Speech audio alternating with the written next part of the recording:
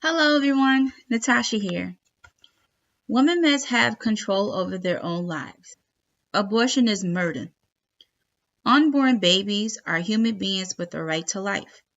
The killing of an innocent human being is wrong, even if the human being has yet to be born.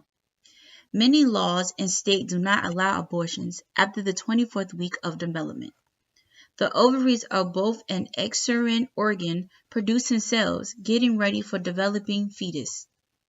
Neuroscientists believe that the cortex is necessary for pain perception, and this does not become functional until at least the 26th week of a fetus.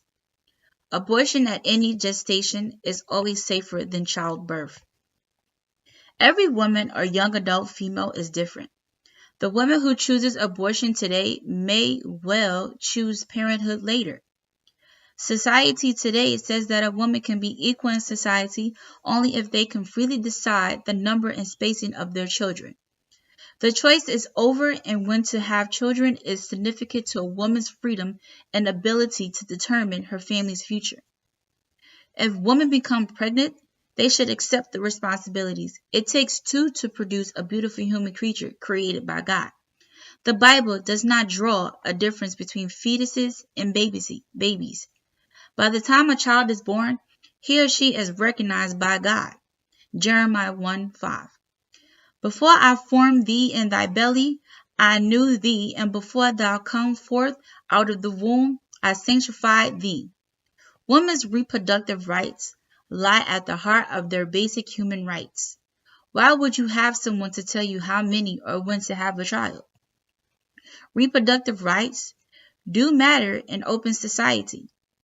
Human rights norms recognize that reproductive rights violation often stem from discrimination, poverty, rape, and violence. International human rights treaties make clear that ensuring gender equality, including its reproductive rights aspect, is a human rights obligation that states must respect, protect, and fulfill. Abortions are not a way of life, it's death. Governments must stop using criminal law to control people's sexuality and reproduction. The Bible, Exodus 20:13, one of the laws of the 10th commandment, clearly states, "Thou shalt not kill." Therefore, empowering women and young female, they must define the terms of their own sexual and reproductive lives, to regulate their own fertility, and to decide whether, when, and with whom they'll have children with. Abortion is not an essential building block for healthy families and thriving societies. It is critical to achieving the sustainable development goals of life. Lives should be free from all forms of sexual violence, including rape, female genital mutilation, and forced pregnancy and forced abortion. The United States Supreme Court stated that a woman's abortion rights remains the law of the land.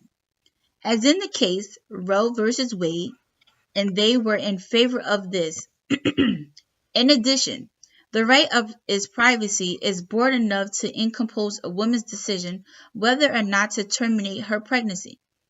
Also, parenthood begins after a fetus becomes viable to the fact that Roe v. Wade states that the word person listed in the 14th Amendment does not include unborn abortion, is not private in ordinary usage of words.